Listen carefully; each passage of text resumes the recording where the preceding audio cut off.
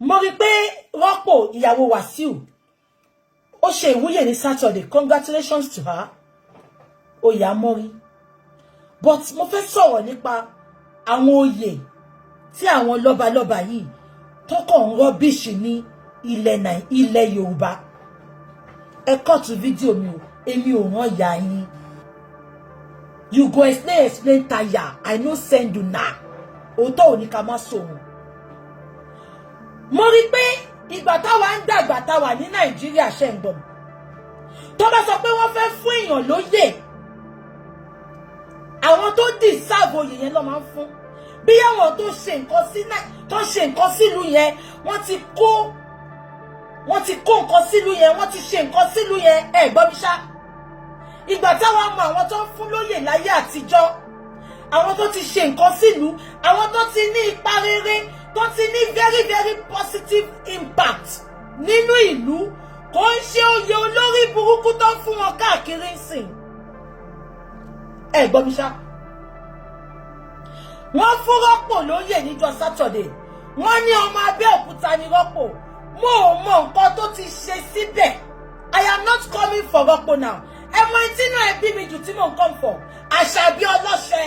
Ẹ jọ impact wo l'Àṣàbí ọlọ́ṣẹ ní nílùú tó ti fún lóyè yẹn. Ṣé ọba tó fún lóyè ń do ni? Ìtorí Àṣàbí ọlọ́ṣẹ ò mọ̀jú kó wá sọ̀rọ̀ máṣíìnì tó fi ń dóko àbí kó wá sọ̀rọ̀ bó ṣe ń bóra. Impact wo l'Àṣàbí ọlọ́ṣẹ ṣe sílùú tó ti fún lóyè kò ní yẹ gbogbo èyí tẹ̀ fún wọn lóyè just anyhow yẹn.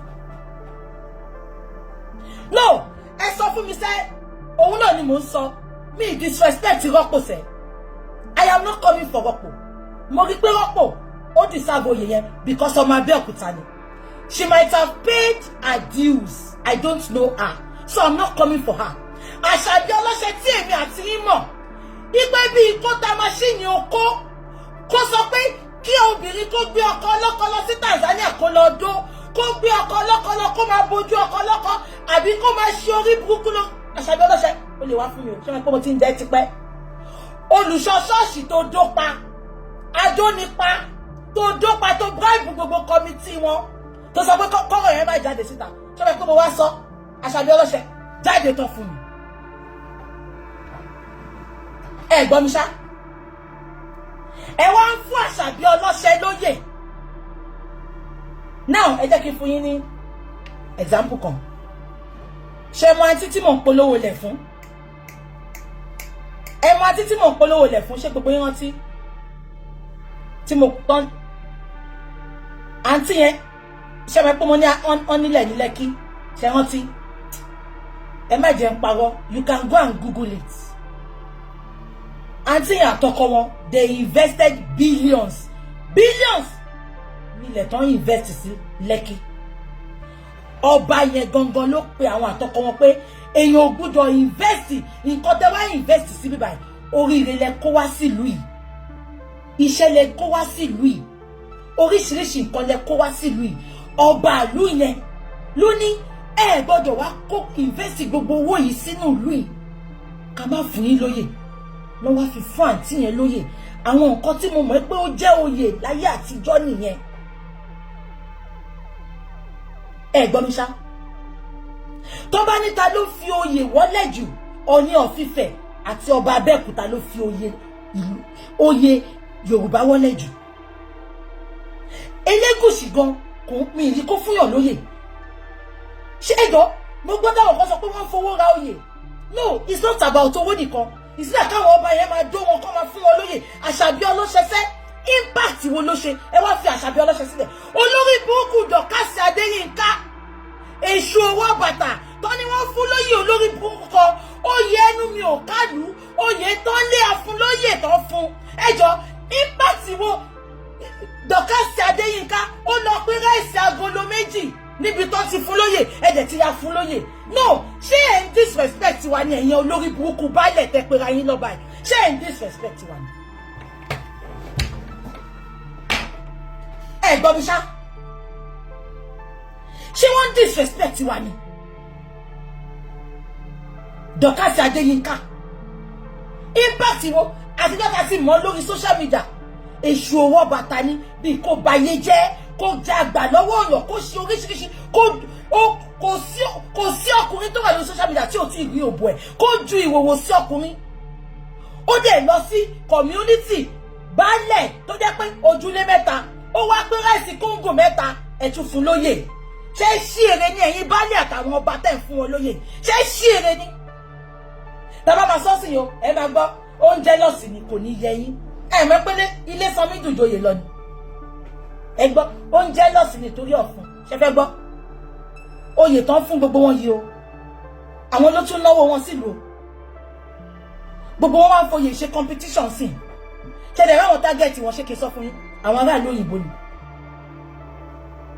ìbá ṣéǹjì tẹ ṣe no kọ́ńtẹ̀ tó ní kẹ́ wá gboyè ó jẹ́ kẹ́ kọ́kọ́ wò pé kí ni impact mi nínú ìlú yẹn ẹ mọye tó ń gbà lọ́wọ́ yín ṣá ẹ wá wo Àṣàbí ọlọ́ṣẹ ẹ wo dọ̀kásì ẹ jọ kí ni impact wọn nínú ìlú ẹ jọ àbí mo ti sọ̀rọ̀ jù ní ẹ sọ fún mi because ìgbà táwa ń ṣe ìgbà tí mi ń dàgbà tí mò ń dàgbà ṣe mi sọ fún mi pé my daddy used to be a pastor so he happens to know most of this ọba Adédàpọ̀ Tẹ́jú Oṣó gbogbo wọn yẹn iwájú church dájú báyìí ni residence ọba yẹn wà gbogbo wọn yẹn ṣé nǹkan tí mo sọ yẹn ìgbà tó máa ń fáwọn èèyàn lóyè sẹ́ it is a well deserved oyè ẹ wà àwọn Erelu Fernandez gbogbo àwọn tó fún lóyè lẹ́kọ̀ọ́ ńgbà yẹn ẹ rí i pé wọ́n ti invest sínú ìlú yẹn ẹ gbogbo àwọn tó ń fún lóyè níjẹ̀bú Òde àwọn tá máa ń gbórúkọ wọn àwọn family tá máa ń gbórúkọ wọn yẹn ẹ rí i pé wọ́n ti invest sínú ìlú yẹn ànímọ̀ bí ń sẹ́ investment wo ni Àṣàbí ọlọ́ṣẹ́ ṣe síbi tó ti fún lóyè investment wo ni dọ̀kásì ṣe síbi tó ti fún lóyè ṣé investment tòtóríànù làwọn méjèèjì ṣe síbi tó ti fún wọn lóyè ni ẹ sọ fún mi ẹ jọ̀ọ́ even tẹ́ bá sọ pé wọ́n ń rà gan àwọn ọba tó ń tà fún wọn ẹ gbọ́ mi ṣá ó jẹ́ kó máa wo pedigree wọn kó máa wo pé ṣáwọn people yìí deserve is an insult on we Yorubas it's an insult we don't do that tá bá sọ ṣe sọ pé wọ́n ń ọba fín tá bá panupọ̀ ká máa sọ ẹ rí pé tó bá dọ̀là sí wọ́n lọ gbé olórí burúkú kan náà wọ́n lọ fún lóyè kódà it's an insult on we Yorubas ẹ wà Àṣàbí ọlọ́ṣẹ́ Àṣàbí kò ní pàtì kankan tó ń ṣe láwùjọ 2 months ago ó gbé bọ̀bọ̀ kan ọkọ ọlọ́kọ ni òun náà sọ ó ní já ọkọ wọn gbà lọ fẹ́ ọkọ wọn kó gbé wọn travel ó wá ń bojú má yẹn no àríkọ́ṣe wo la fẹ́ rí nínú àwọn yẹn ẹni kọ́ máa gba oyè anyway mo ti sọ yẹn kí ni mo tún fẹ́ sọ ẹ jẹ́ ká sọ ìyá Canada ẹ bá mi tag Esabod ṣé rí ó sọ fún mi pé Ìyábọ̀ Òjó tẹ bá wá #1 user láyé Ìyábọ̀ Òjó ni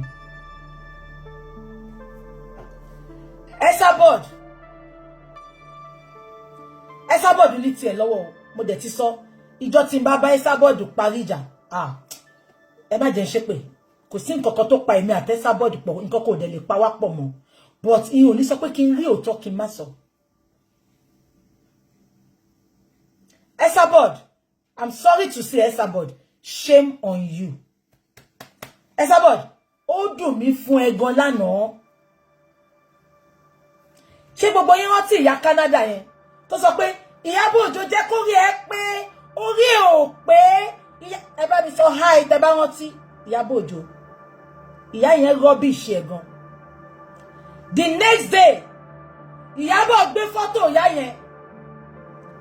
Ó kọ very long epistle. Ó ní kí ìyá yẹn má bínú. Ó ní the fact pé òun ti pè ìyá yẹn lẹ́yìn láti bẹ̀. Ó tún gbé photo ìyá yẹn, ó bẹ̀ ìyá yẹn. Ẹ lọ wò dáadáa, Ìyábọ̀ ò kì í bẹ̀yàn bẹ́ẹ̀ yẹn. Nǹkan tó mú Ìyábọ̀ bẹ̀ ìyá yẹn, orí Ìyábọ̀ wà lọ́wọ́ ìyá yẹn ni. Ìyá yẹn mọ a lot of secrets about Ìyábọ̀ Òjó tí n bá ń parọ́ kẹjà mi. Nǹkan tó lè mú ìyá yẹn ẹ wá jẹ́ kí n tàn yín o ìyá yẹn lè ní tiẹ̀ lọ́wọ́ bọ̀ ìyá yẹn ò kì í yájú séyàn. Ìyá yẹn mo sọ fún yín ìgbà tó bá wá sí platform mi she accorded me my respect.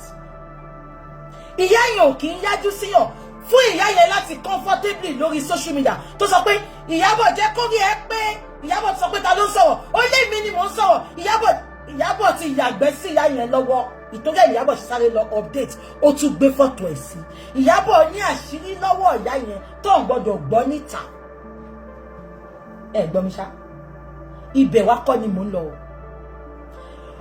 Esabod lè ní tiẹ̀ lọ́wọ́ Esabod já gbogbo ìjà ayé yìí ó fi dúró ti Ìyábọ̀ Esabod á polówó Ìyábọ̀ á gbé gbogbo kíní àwọn ọmọ ẹ̀ á gbèjà Ìyábọ̀ èmi tẹ́ ẹ wò lé ní mo ṣe Esabod ìjà Ìyábọ̀ ni Esabod gbé àti olórí burúkú Dorcas tí Esabod fi come back to me mo ṣe Esabod èmi àti Esabod parí ìjà but yín ò sọ pé ká máa praise ara wa she comes on my line to watch me mo dẹ̀ máa accord ẹ̀ ní respect immediately tí mo bẹ̀rẹ̀ sí ní tòótọ́ ọ̀rọ̀ ìtọ́jú Esabod ò láìkì kíyàn máa sòótọ́ ọ̀rọ̀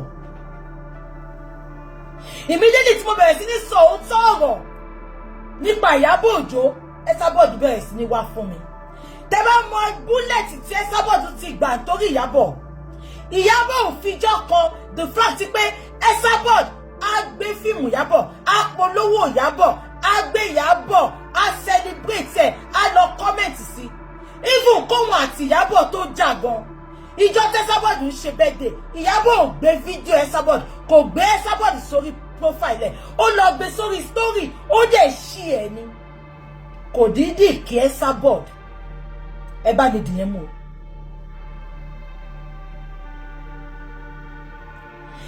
búlẹ̀tì tí Esabod gbà fún Ìyábọ̀ Òjó ọba obìnrin kò gbà fún Ìyábọ̀ Òjó 1/3 kò gbà kékeré gan fún Ìyábọ̀ Òjó búlẹ̀tì tí Esabod tó gbà fún Ìyábọ̀ Òjó love tó show Ìyábọ̀ Òjó bó tẹ̀ jẹ́ pé gang fighting love ni kò sẹ́ni tó yìí ṣe fún Ìyábọ̀ nínú gbogbo àwọn ìyá tó ń tẹ̀lé Ìyábọ̀ Ìyábọ̀ ò fi jọ́kọ kò fi gbé fọ́tò Esabod kò celebrate ẹ̀ Esabod said and I quote ó ní ìgbà tí Ìyábọ̀ kan fẹ́ ṣe wedding ọmọ ẹ̀ ó ní kò pé òun ó ní kàn send invitation sínú inbox ni Esabod máa bá yín sọ tọrọ lálẹ́ ẹ lè bọ́ta kẹ́ṣe show fún mi I don't care you know I will not talk I will not insult you Esabod you deserve all what you are getting àwọn ọmọ méjì á máa jà just because ẹ fẹ́ fi kan pẹ́pẹ́ kan ẹ lọ máa gbè lẹ́yìn ìgbà tẹ́ ẹ̀ ń bá Lizzy jà mo mọ̀ pé gbèjà Lizzy náà at a point I know ẹ fi Lizzy sílẹ̀ ẹ lọ fò mọ́ Tóyìn ẹ tún bú Tóyìn gbà ẹ lọ fò mọ́ Ìyábọ̀ ẹ wá fi Ìyábọ̀ ẹ fi ń pẹ́pẹ́ Lizzy tẹ̀dẹ̀ ń fi Ìyábọ̀ pẹ́pẹ́ mo lè sọ categorically gbogbo àfi Esabod àfi tẹ́ bá fẹ́ parọ́ tẹ́ bá fẹ́ boná Ọlọ́run mọ́ra gbogbo gbà tí Lizzy ń bá yín ṣe Lizzy á gbé fọ́tò yín á celebrate yín á appreciate yín ṣé wọ́n ti gbé bàtẹ́yìn àti Lizzy fẹ́ jà èmi gangan pè yín Esabod mo ní ẹjọ́ màmá anything tí Lizzy bá ṣe pé kẹ́ bá wí ẹ má bàjà publicly ìyá èmi àti yín ò tí ì jàǹgbà ẹ̀ ṣe rántí Lizzy tẹ́ ń búlé ni ó pọ́n yín lé ju Ìyábọ̀ tẹ́ ń pọ́n lé gan-an Ìyábọ̀ ò gbé fọ́tò ìyá ẹ̀ rí láti celebrate ẹ̀ ìyá nígbà tó fẹ́ lọ fún wedding ọmọ ẹ̀ ìyá ní ó ju invite sóhun ní inbox ni ìyá yìí ní kò pé òun ìyá ibẹ̀ yẹn lẹ ti kọjá yìí èèyàn yìí fún mi ní invitation gan sí party mi lọ ká má wá sọ pé ojú sínú inbox mi ìyá wọn ọ̀ka yín kún ni tó bá kà yín kún Ìyábọ̀ ò fẹ́ jẹ́ kẹ́ wá mo sọ ṣé gbogbo yín rántí pé mo ti ṣe show yẹn rí mo ní Ìyábọ̀ likes to eat her cake and have it kò fẹ́ bẹ́ Esabod ṣe but torí pé orí pé Esabod ń fight battle lòun Esabod ń gbèjà òun ló ṣe manage Esabod òun gangan ó kórìíra Esabod ẹ rí pé gbà tí Esabod ń advice ẹ pé kó má bá àwọn ọmọ ọwọ́ òtórí òtòrò máa gbìyànjú ṣẹṣẹ rántí ó sọ fẹ́ Esabod ó ní ìyá wọn ti ní kémi náà má bá ẹ ṣe Esabod ó dùn mí fún yín because even many of your followers that loves you genuinely you threw them under the bus just because of Dorcas Esabod kò sí kàtẹ́ tí ṣe fún gbogbo èèyàn lórí íńtánẹ́ẹ̀tì ìtorí Dorkas. At a time mo ṣe show mo bí Esabod, mo bí question kan, mo ní ṣé ìwà àti Dorkas mo ní ṣẹjọ wà nínú ẹgbẹ́ ni, ṣé ti jẹun ara yín ni, ṣé ti jọ jẹun ẹgbẹ́ ni. Dorkas wá ṣe fún yín sìn, ó wá ń dùn yín ìyá ẹ láwọ́ yín kẹ́ fomi lò. Ẹ wà àwọn tó ń follow yín gan wọn lè gbèjà yín because Dorkas ti bá ìwọ̀n. Ẹ wo lórí burúkú tó sọ pé òun pa yín àbí kí nìyẹn jẹ́ aláyé bàjẹ́ tó wà l'Amẹ́ríkà. Àṣé wọ́n nígbà tẹ́gbọ́n yẹn kú Dorkas fún ní 50,000 wèrè tí jẹ́ dodo kò lè sọ dodo. Esabod ìgbà tí gbọ́ àwa yìí àwọn Zimbabwe gbogbo wọn yẹn ìgbà tá à ń tẹ̀lé yín àfitiwálẹ̀ tá à ń gbọ́ tí yín ní tá à tiẹ̀ mọ̀ pé àṣẹ ìdìsáàbù kan pọ́n yín lé. Esabod àwọn tó ń tẹ̀lé yín gan wọn lè jà fún yín Esabod because wọ́n ti fowó bá ìwọ̀n tán. Mo wá gbọ́ pọ́n ní ẹ̀ ń bú Lore Martins. Esabod ṣẹ́rí Esabod ìjọ tẹ bá ti lè fèsì òótọ́ kẹ́ máa sọ òótọ́ ìjọ yẹn you will be less of stress and wàhálà ayé. Lore Martins you know Esabod you knew she's not a good friend to you. Esabod ẹ̀yin lẹ nífẹ̀ẹ́ Lore Martins ò nífẹ̀ẹ́ yín. Tí Lore Martins bá nífẹ̀ẹ́ yín kò ní máa bá wọn ọ̀tá yín ṣe. Lore Martins bá sọjú ṣe ó bá Dorkas ṣe.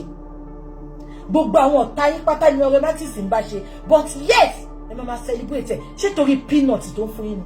Ọmọ wa gbọ́ pọ́n náà ń bú Lore Martins sí Esabod ṣé ni mo máa ń sọ nǹkan kan fẹ́yìn èèyàn. Má jẹ́ kí Rikishi má fi Rikishi àbí torí o fẹ́ gang fight má fi lọ di ọ̀rẹ́ pẹ̀lú àwọn èèyàn. Okay, Bisi White Italy ni Yinka wà olórí burúkú age 10 ló ti gbóhùn náà lọ òbó wèrè ti jìn olóṣì àwọn senior colleague lisi lẹ́gbẹ̀gbẹ̀ so Italy ni wèrè wà àbájọ tí 50,000 jọ lójú because ìgbà tẹ́gbọ́n ẹ kú lọ́ní Dorkas fún ẹ ní 50,000 ṣówó pósí lóní kò fi rà ní ẹlẹ́kọ̀ọ́ ọ̀hún polówó ẹ̀rí pé èyí Yinka kò lè gbèjà Esabod torí ó ti jẹun ọ̀tá. Ẹ gbọ́ mi ṣá ẹ̀yin tẹ́ ń wò mí lénìí ṣẹ́rí tí n bá fi ẹnu mi sọ̀rọ̀ tí n bá fi ẹnu mi gé nǹkan fún yín jẹ ẹ má jẹ ṣùgbọ́n tí n bá fi sọ̀rọ̀ ẹ jẹ́ má bá mi mú sọ́wọ́ òsì yín nítorí pé nǹkan tí mo sọ yìí máa wá ṣẹlẹ̀ ńjọ́ kan. Esabod can throw you under the bus within a twinkle of an eye if she wants to gang fight. Tó bá sọ pé ta ló jẹ́ kó ní supporters àti àwọn èèyàn tó nífẹ̀ẹ́ jù lórí social media Esabod yìí ni. But Esabod she manipulates, she lies, I don't know, a lot of things she does. Ṣé rí gbogbo ìjà tóun àti Dorkas ń jà lẹ́ni nemesis ni o, nothing far from it. Esabod ló gbé Dorkas lẹ́yìn ọ̀kan. Esabod Dorkas wá fi ń gèjẹ. Ẹ wo máa tí ó ń talẹ̀ tí mo sọ pé ya Mohbad lọ sọ́fíìsì ẹ̀ níjọ́sí yẹn. Esabod ló mú mọ́ Dorkas. Lára àwọn tó dẹ̀ ń gbówó gidi fẹ́ Esabod ni kó máa fi ṣèpolówó. Dorkas ti gbà mọ́ lọ́wọ́ ńsìn. Ìyá yìí mọ̀ pé Dorkas ò dá bọ̀ tó bá gbé sórí ìgbà tó ní Dorkas lọ dókó ọkọ ọlọ́kọ l'Amẹ́ríkà tó ju ìwòwò sọ́kùnrin. Ìyá yìí ni ò jẹ́ kí Dorkas tètè realize mistake ẹ̀. Ìyá yìí àti obìnrin onísun ẹ̀jẹ̀ àwọn ló bọ́ta pé ṣebí Dorkas is an adult. Ọmọ mú ọyàn àti òbò ó jù sọ́kọ lọ́kọ l'Amẹ́ríkà ó tún mú ọkọ lọ́kọ mi ó bá lọ síkì ó lọ dókó ó tún lọ bá ọkọ lọ́kọ àlùjọ gbẹ̀rígbẹ̀ ó tún lọ dú ọkọ lọ́kọ ní Ìkòròdú. Dorkas yìí ló ìyá Esabod yìí ló pọ́n sẹ́yìn. Ìyá ṣe ní jà tẹ́yìn àti Dorkas kó sí tẹ́ ẹ̀ bá tètè ceasefire ẹ lọ kọ́ sílẹ̀ kọ́ máa para wọn. Ìkọ́nu wọn máa para wọn. Ìkọ́nu wọn ìsídà k'Esabod pa Dorkas àbí kí Dorkas pa Esabod. The fight cannot be settled and I am enjoying it. Because Yorùbá máa ń pòwe kan, wọ́n ní àṣesílẹ̀ làbọ̀ wá bá. Àṣesílẹ̀. At Mama's age, in few days time, according to her, Oma 65. Ṣé ìsinmi kọ́ ló jẹ́ kí ìyá ẹ̀ máa ní? Ẹ wá ń ṣe fracas, ẹ̀ ń jà, ẹ̀ ń bọ́ta, ẹ̀ ń jà, ìyá. At your age, tó jẹ́ kẹ́ fẹ̀yìntì, kẹ́ máa jọlá àwọn genuine lovers sí. Ẹ wá yẹn ṣe ń bọ́ta. I feel sorry for you, Mama. I feel sorry for you. But you deserve everything. Yeah? I did you no wrong. I did you no wrong. And heaven bear me witness. You knew genuinely that I did you no wrong. The first time to kọ́kọ́ wá fún mi, just because you fẹ́ kí n tú àṣírí Genesis. O bọ́ta kò sí nǹkan tó pè mí. The second